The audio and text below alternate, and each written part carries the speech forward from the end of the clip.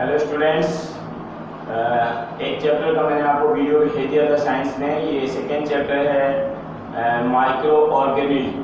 हो सकता है कि आपके डिफरेंट बुक में इसका सीरियल नंबर डिफरेंट हो, बट टॉपिक है ये पूरे क्लास 8 के बुक में।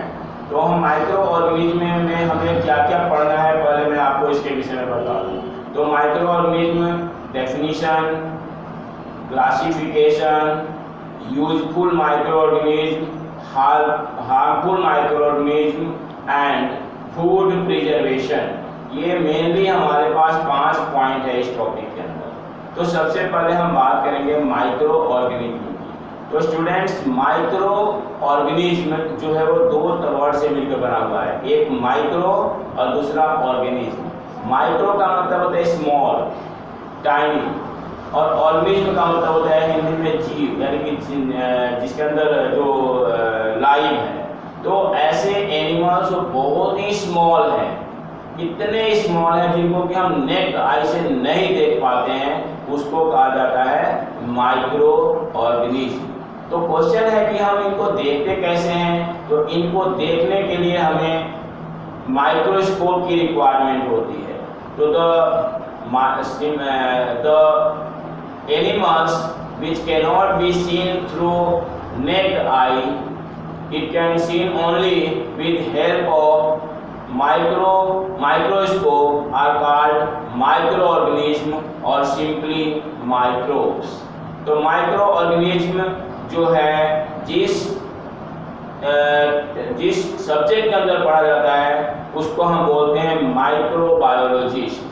माइक्रोबायोलॉजी एंड माइक्रो जो ये साइंटिस्ट होते हैं उनको हम माइक्रोबायोलॉजिस्ट करते हैं। बेसिकली क्या है कि साइंस, अभी तक आप जनरल साइंस के विषय में पढ़ते हो, लेकिन जैसे आपकी क्लास बढ़ते जाएगी साइंस में पार्ट होता जाएगा।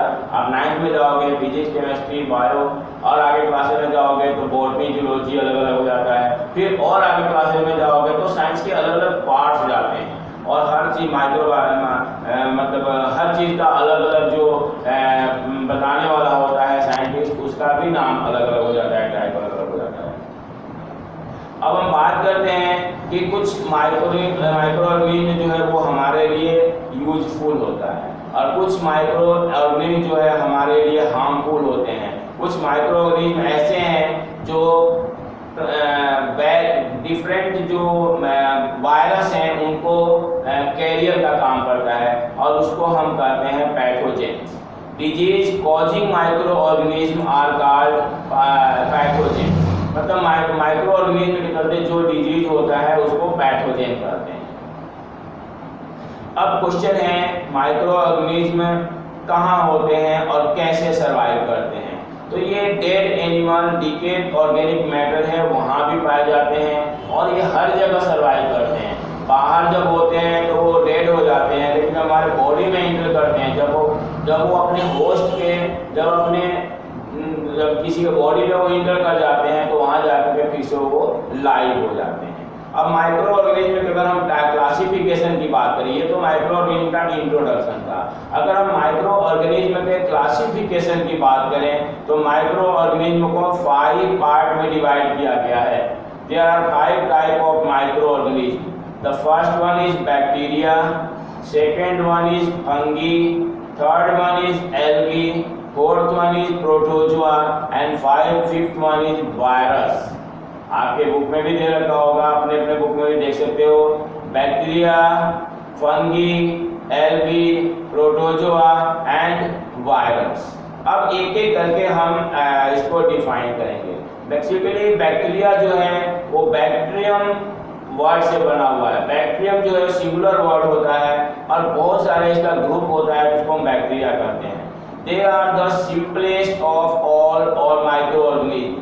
जितने भी माइक्रो ऑर्गेनिज्म होते हैं उसमें बैक्टीरिया सबसे सिंपलेस्ट, सबसे छोटा होता है, सबसे सिंपलेस्ट होता है। सिंगल सेल्ड होते हैं and they are found in different shapes like rod shape, spherical shape and comma shape. तो इस तरह से ये स्मॉल है। आप बुक में देखोगे, जब आपकी नॉर्मल क्लास होगी तो आपको भी फोटोज दिखाया जाएगा, या अगर आप गूगल पे सर्च करके देखोगे तो आपको डिफरेंट शेप्स ऑफ बैक्टीरियाज मिल जाएगा। बट डेफिनेशन के तौर पर आप कह सकते हो कि bacterias are the simplest of all microorganism and are unicellular.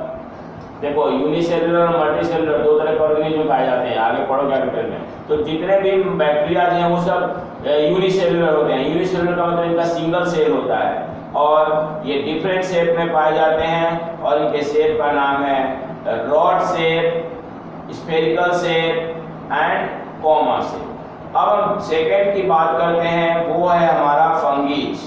तो फंगीज क्या है? फंगीज जो है दिस इज आल्सो फंगीज जो है they are non green plants which are mostly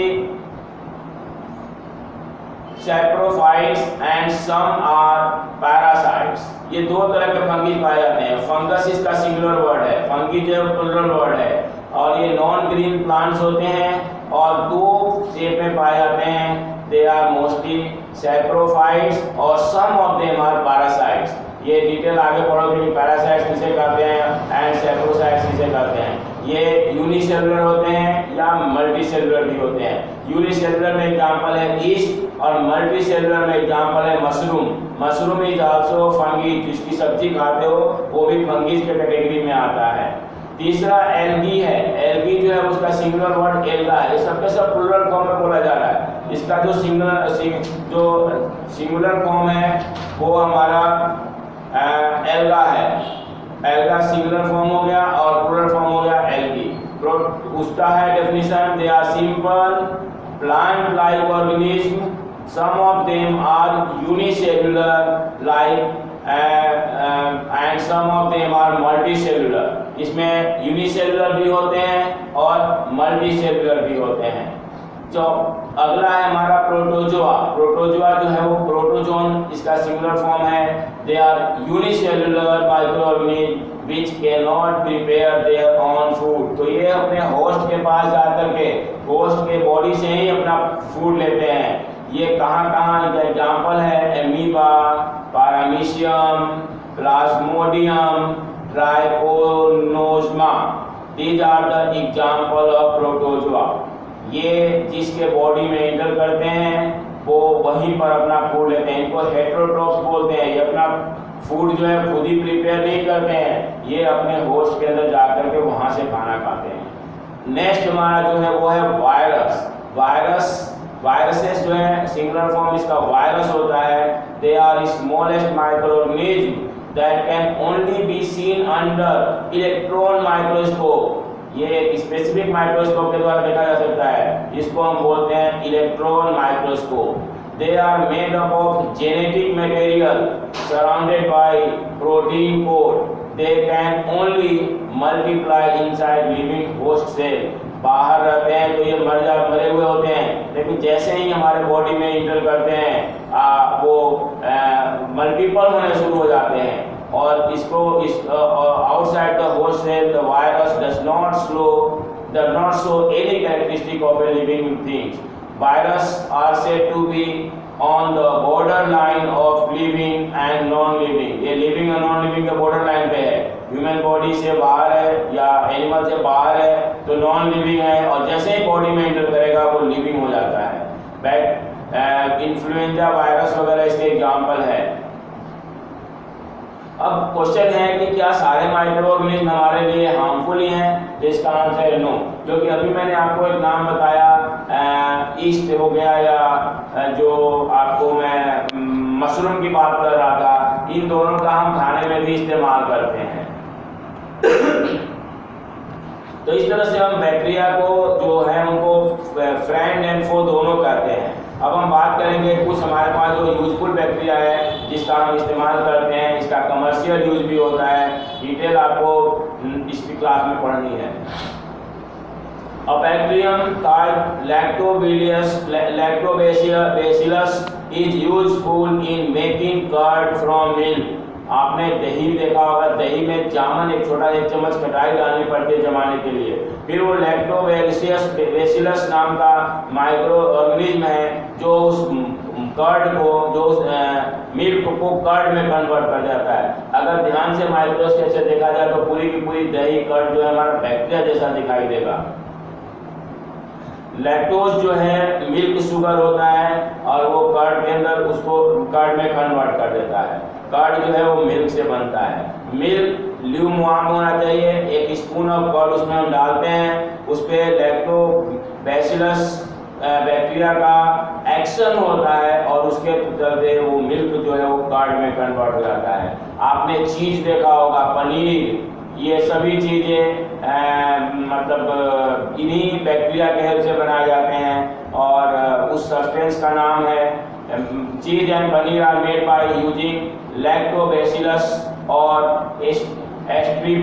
Streptococcus and substance called renin is added to increase productivity। इसकी productivity बढ़ाने के लिए इसका इस्तेमाल किया जाता है, उसको बोलते हैं रेनिन। नेक्स्ट है हमारा, आपने देखा होगा जो बेकरी प्रोडक्ट होते हैं, तो बेकरी प्रोडक्ट भी एक तरह से बैक्टीरिया के हेल्प से ही बनाए जाते हैं। A unicellular fungus yeast is used to make bread, cake, idli etc. To make bread, yeast is added to a mixture of flour, sugar and warm water and is added to make a soft dough. The dough is left undisturbed for 2-3 hours during which it rises in, मतलब वो फूल जाता है और फूल करके वो bread में convert हो जाता है। इसका हम बोलते हैं commercial use of micro organism, क्योंकि ये चीज़ें कोई केक या जो भी चीज़ें बनते हैं केवल आप अपने घर के लिए नहीं बनाते हो, बेकरी में इसका प्रोडक्शन होता है और मार्केट में इसकी पूरी डिस्ट्रीब्यूशन होती है। Some microorganism are used in the large scale production of some substances. Some of the commercial use of different microorganism are as follow. Number 1, yeast. Yeast is used in commercial production of wine and beer. Yeast is grown on natural sugar present in grain of barley, wheat, rice, crushed fruit, juice, etc. They convert sugar into alcohol in the absence of oxygen, and this process is known as fermentation process. Even एक मैं आपको गांव में भी इसका इस्तेमाल होता है, सिरका वर्ड इसको बोलते हैं, जो शुगर केन को एक मटके के अंदर रख दिया जाता है और फर्मेंटेशन प्रोसेस से वो सिरके में कन्वर्ट हो जाता है। Sugar solution plus east powder मिला करके फर्मेंटेशन प्रोसेस में इन एब्सेंस ऑफ ऑक्सीजन ये अल्कोहल में कन्वर्ट हो जाता है।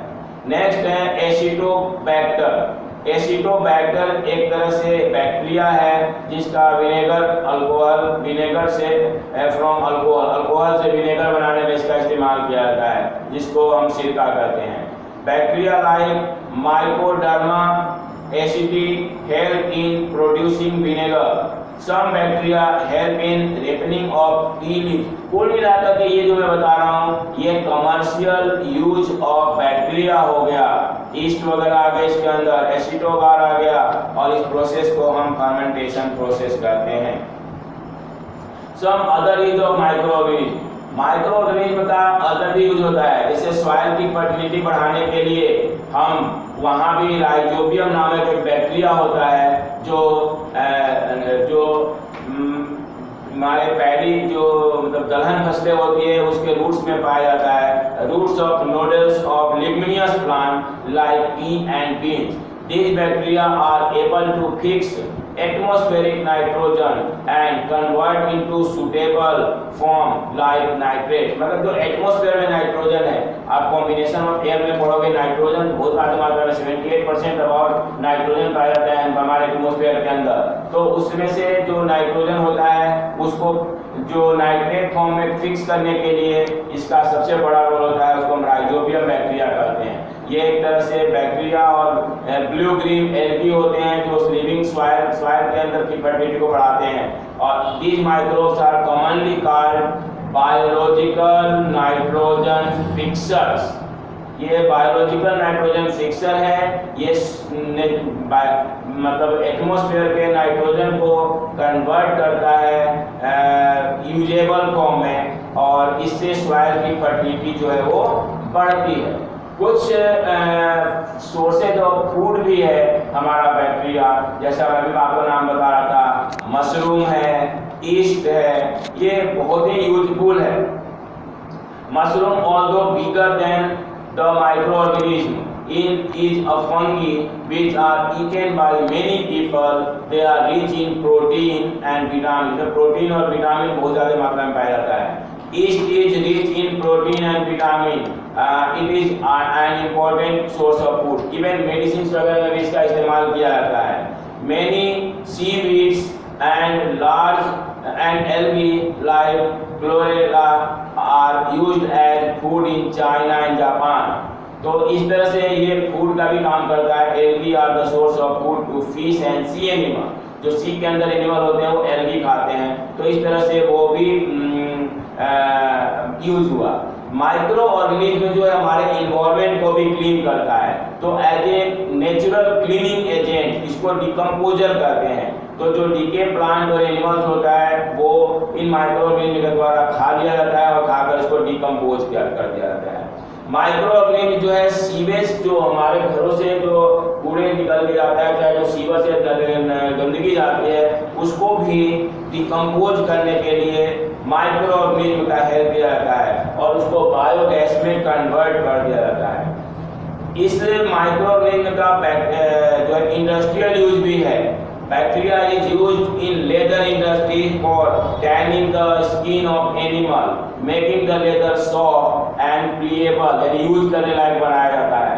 Bacteria are used in jute industries for separation of jute fibre from the stem by destroying the stem tissues, and this is known as rating, RETTING, rating। ये bacteria का use है। Antibiotic बनाने में भी bacteria का इस्तेमाल किया जाता है। हमारे बॉडी के अंदर वैक्सीन बनाने में, एंटीबायोटिक बनाने में, मेडिसिन बनाने में, इम्यूनिटी को बढ़ाने के लिए जो चीज़ें बनाई जाती है उन सब में माइक्रो ऑर्गेनिज्म का यूज किया जाता है। वैक्सीन जो है, वैक्सीनेशन के लिए जो वैक्सीन बनाया जाता है उसके अंदर डेड और वीकेंड माइक्रोब्स बॉडी के अंदर इंटर कर दिया जाता है, जो बॉडी के अंदर हार्म तो नहीं करता है, वो डेड है, वो बिल्कुल वीक है, लेकिन जब बाहर से कोई माइक्रो ऑर्गेनिज्म जाता है तो सबसे पहले वो उसी को अटैक करता है और उस वीक के द्वारा वो डैमेज कर दिया जाता है। तो इस तरह से ये हमने माइक्रो ऑर्गेनिज्म का जो है यूज पढ़ा। अब हम बात करते हैं कि इसका हार्मफुल इफेक्ट क्या है। भाई माइक्रो ऑर्गेनिज्म जितना यूजफुल है उतना ही हार्मफुल भी है।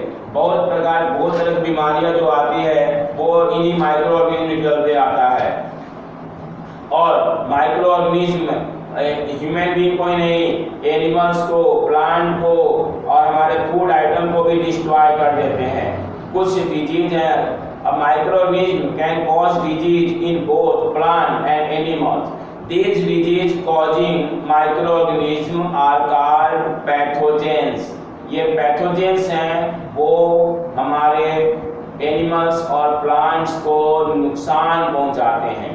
एनिमल में डिजीज और प्लांट्स में जो डिजीज फैलाने वाले एजेंट हैं वो वायरस है, बैक्टीरियम है, प्रोटोजोआ है, फंगीज है, बैक्टीरियम है।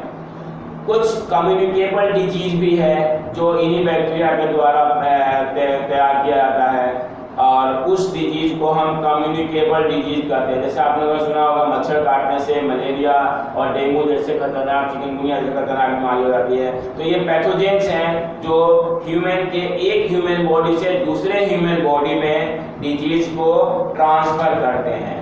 अब हम बात करते हैं शॉर्ट में, कुछ हमारे पास फूड प्रिजर्वेशन के प्रोसेसेस हैं जिससे कि इन्हीं बैक्टीरिया और इन्हीं माइक्रोब्स के यूज से हम फूड को प्रिजर्व करते हैं।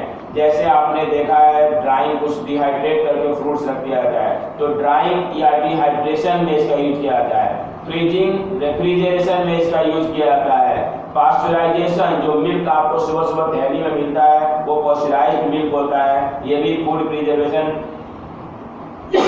इन बैक्टीरिया की हेल्प से किया जाता है।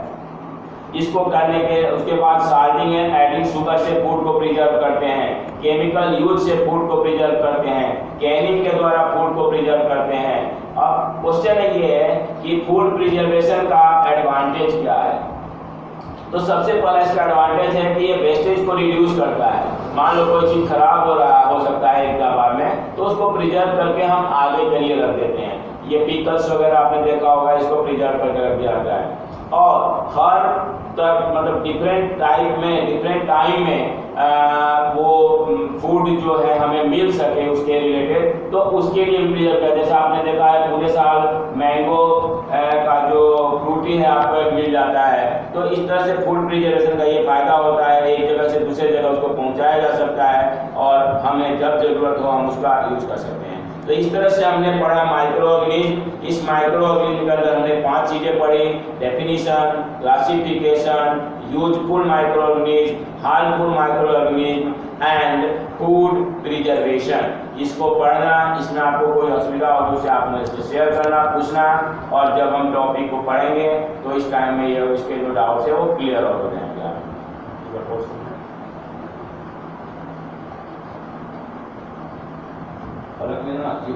चीज़ हैं और इसका जो कॉजिंग एजेंट है उसको देख लो, आप इसको नोट कर लेना अपने बुक में, कॉपी में। Animal disease and causing agent, दूसरा है plant disease and causing agent, और उसके बाद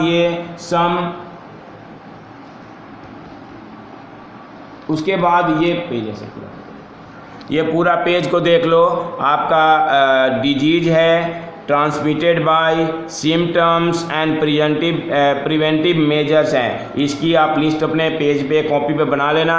इससे आपको पेपर में ऑब्जेक्टिव टाइप क्वेश्चंस काफ़ी इससे आपको मिल जाएगा। तो इस तरह से आपका टॉपिक पूरा हो गया। अब मेरे तक दिखा लो। इस तरह से आपका टॉपिक पूरा हो गया। इस पूरे वीडियो को ध्यान से देखना, पढ़ना, और आपको कोई प्रॉब्लम आएगी तो मेरे से क्वेश्चंस पूछना मैसेज भेज करके।